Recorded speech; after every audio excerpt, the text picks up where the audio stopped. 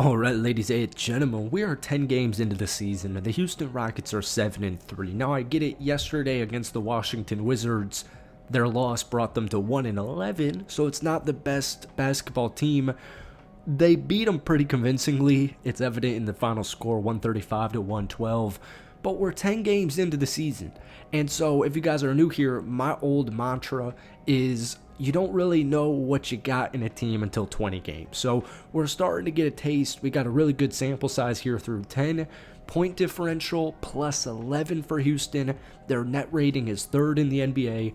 Offensive rating, first in the NBA. Defensive rating, ninth. They're actually first in three-point percentage still. They lit it up last night. They went like 17 of 34 from downtown. But they are currently first in the NBA in three-point shooting. You don't know how crazy that is. We've covered the Rockets every day for like 5 years now, and I can't believe the Houston Rockets, with this roster, with Amin Thompson and Alperen Sengun in a starting lineup, I can't believe they're first in the NBA. It's like a dream come true right now. Everyone is freaking out about Freddie's injury, rightfully so, but everyone was really freaking out about this Rockets squad before it even began, and then you have game one against by far the best team in the NBA. I love the Houston Rockets. The Houston Rockets are a really good team.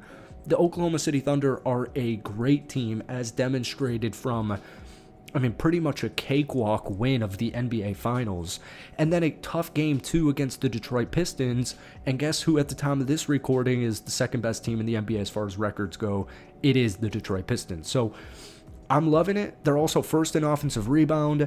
I also do love McDonald's. And they still have not played Dorian Finney-Smith. He has yet to play a single game. So we're looking at, my opinion, the goal I think is around 60 games. But to be honest with you as well, regular season success doesn't interest me too much if it's all for naught. So welcome back to the channel. We post a couple of Houston Rockets videos every single week. We did our victory recap yesterday for Washington, so go check that out if you want to. We're talking more grand scheme, big picture Houston in this video. So hit that like button, hit that sub button, you know the deal. Let me know your thoughts down below. I love reading them. Check out the Twitter down below. And yeah, I saw this was really cool. The only Rockets team in franchise history to outscore their opponents by at least 10 points per game through the first 10 games. All right, you have this year's Rocket squad, 2025-2026 at plus 11. The three other times the Rockets franchise has done that was between 1993 and 1996. And yeah, that resulted in 2 championships. So the eye test is backing it all up. And I'm just even trying to do some quick math here. They're winners of 6 of their last 7. Alperen Sengun, Amin Thompson, Kevin Durant, Steven Adams, Reed Sheppard. It's a loaded team. Josh Okogie, it's a loaded team. Alperen Sengun, he's a really interesting limitless test for just the NBA, for Rockets fans in general, because so far on the season, here's Alperen Sengun through 10 games. 22 points, and I'm going to round. 22 points, it's actually 22.1. 10 rebounds, 7 assists, and 1.2 steals per game. He's got a 58% true shooting mark. He's also making 42% of his threes. Guys, Alperen Sengun is making 42% of his threes. And it's not like he's taken 10 threes this season. He's taken over 3 a game. All right? 74% from the free throw line. He's positive, plus 11.4 when he's out there on the court with his teammates. Alperen Sengun, here's the thing, and it feels like I've been saying this in every Rockets video we've been making. I'll use last night as a good example. Sengun, 16 points, 13 rebounds, 6 assists, but he went 6 of 13 from the field. Alperen Sengun is not efficient quite yet this season, and that's where we go back to the first minute or two of this video. Give him 20 games. I know it sounds like a big chunk. It's only 25% of the NBA season. Give all these players on every team in the NBA 20 games, and then maybe you can overreact about inefficiency. But I don't think Sengun's been inefficient at all. I think he's actually been a phenomenal rebounder.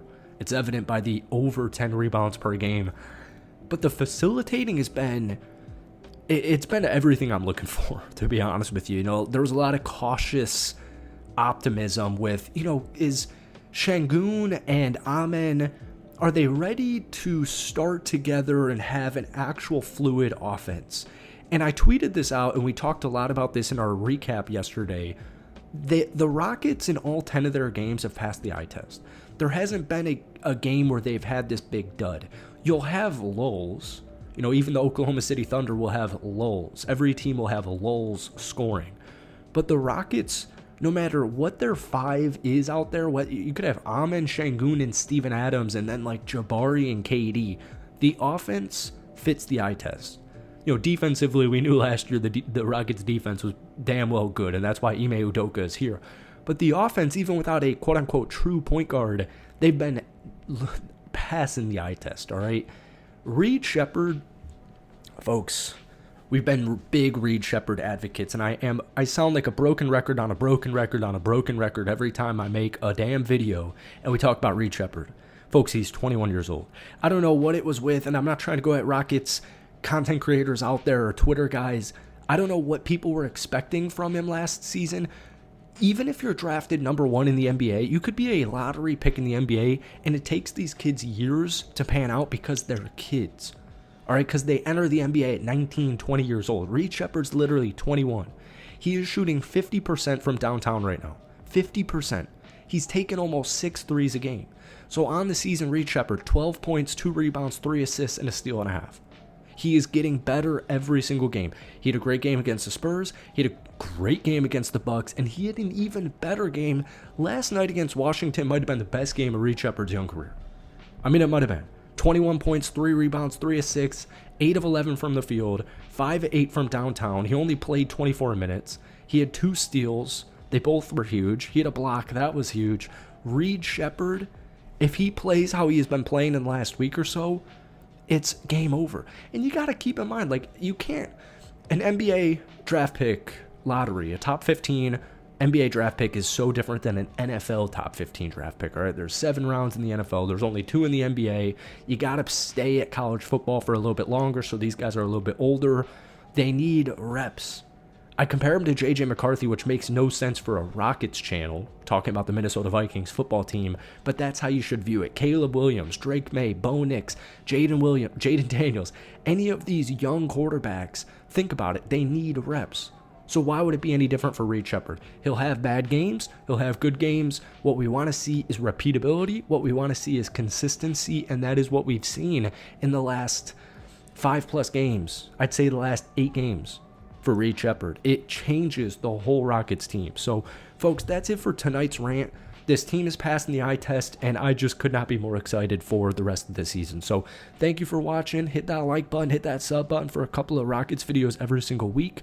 Let me know your thoughts on this 7-3 Rockets team down below. Maybe give me your player of the season so far, anything you have to say. Thank you for watching. Peace.